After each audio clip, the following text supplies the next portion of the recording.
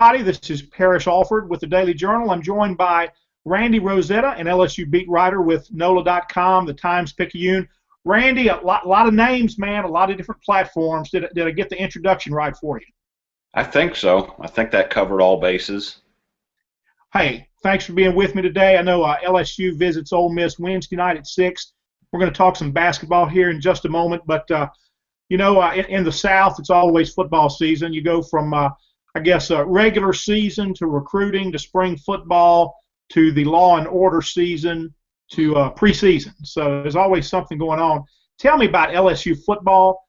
It seems the conference record the last few years has just been okay, maybe not to the standard that LSU would like. Do you see the program at a crossroads, so to speak? I don't know if it's so much at a crossroads as everybody else has caught up a little bit. They've closed the gap, and I think you can say the same thing for Alabama. You know, for a few years there, Alabama and LSU were head and shoulders above everybody else, including going back to 2011. Now Ole Miss, Mississippi State, Auburn played in the national championship. Arkansas, all of a sudden under Brett Bielema, looks like a legitimate contender. And for LSU and Alabama to a degree, losing a lot of underclassmen helped close that gap.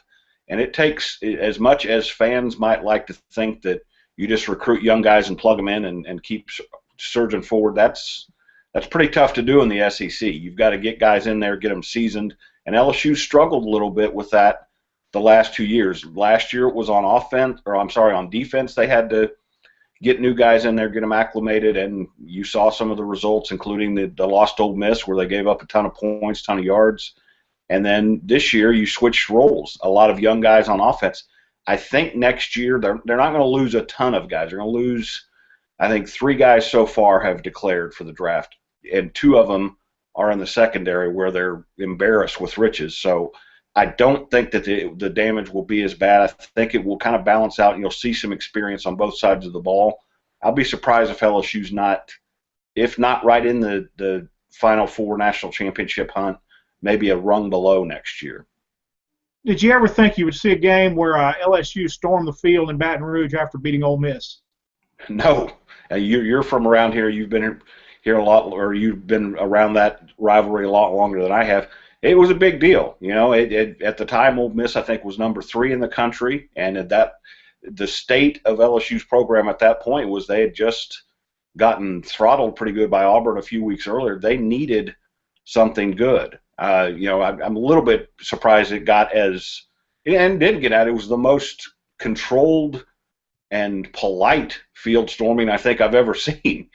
But it was kind of weird to see that at LSU. You don't expect it, but you know what? Once in a while, when you've gotten knocked down and you have to get back up, I didn't mind it at all. Well, and you know what? Other things you don't expect to see at Tiger Stadium are control and respect. So that's good. Right. Hey, tell me about John Chavis. Why was Texas A&M a good move for him from defensive coordinator at LSU, and who will be the next at LSU? Not real sure I can give you an answer on John Chavis. I kind of lost a little bit of respect for him and how that all played out, to be honest with you. Coaches move. That's part of the business, and I understand he's getting up in years, and you've got to make, I guess, more money. You know, to guys like you and I, that's monopoly money. But I didn't like the way that played out. You know, the latest thing that he took a phone call from Kevin Sumlin, not only the day of the bowl game, but apparently a few minutes before kickoff. There's just something feels wrong about that to me. That said, A&M, he's going to go somewhere where they can recruit. There's no shortage of talent in Texas, despite the state of some of the teams there. I mean, A&M right now is probably number 3 in the state, which is amazing to say. TCU and Baylor have kind of left the big boys behind. I think you go there, Kevin Sumlin's going to recruit players. Can he get defensive guys in there that fit in with what John Chavis wants to do? We'll see. John Chavis did really good things here, especially his first few years. I think it faltered a little bit here at the end. I'm not sure he adjusted real well to the emergence of spread offenses, especially going from game plan to game day. I think he a little bit stubborn and didn't adjust on game day. So, and I've said this a couple times on Twitter, on the radio, sometimes change is not the worst thing in the world. A lot of coaches Tommy Tuberville, former Ole Miss coach, was notorious for changing coordinators, and some people look at that as a problem. I don't think it's a problem. I think now you get a chance to bring in some fresh blood. The current players maybe are a little bit nervous about this, but I think it gives a chance for everybody to kind of hit the reset button. As for candidates, man, you name them, they've been a candidate so far. Well, tell me why does there not appear to be more interest from the LSU part in Ed Ogeron? Clearly, he has expressed interest. I think there's interest in Ed, but not as a coordinator. I think they would have interest in him as a defensive line coach.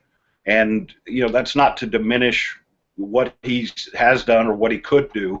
I just think the fact that they look at his tenure at Ole Miss didn't go great.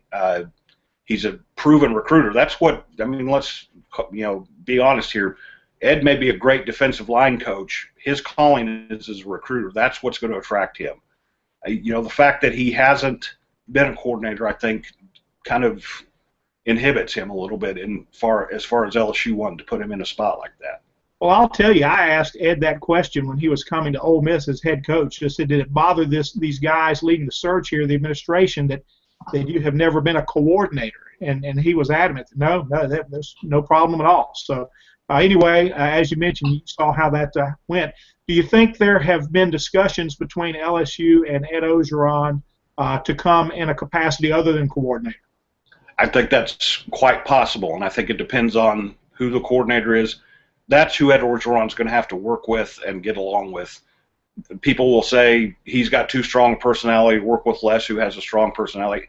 Les is one of those guys you'll hear coaches say they love to work for him because he is hands off. That even goes back to Jimbo Fisher, who is one of the stronger personalities in college football now. So it'll depend on who his immediate boss is going to be.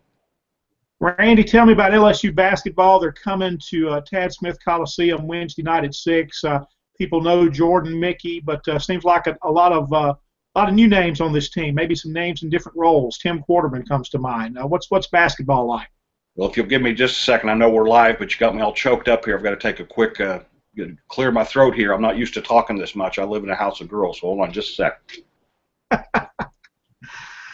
All right. Yes, I know, Randy, you're always taking care of the ladies in your life. That's good.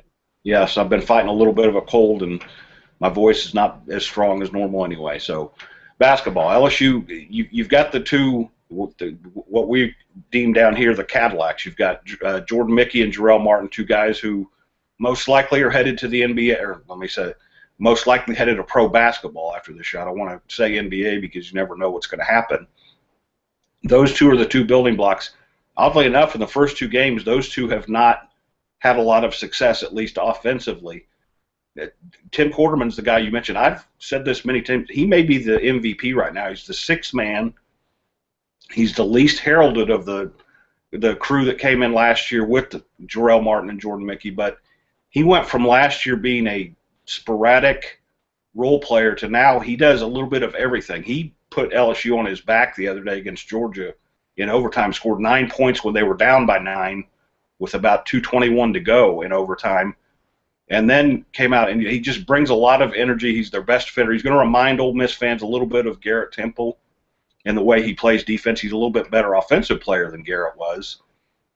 So that's one key. They've got two veteran guys who are not veteran to the SEC, but have played Division I in the backcourt. Josh Gray, who led the country in scoring last year at the JUCO level, played a year at Texas Tech, then went to JUCO, and then Keith Hornsby, who played, I think, at UNC Asheville for 2 years, transferred in, sat out last year.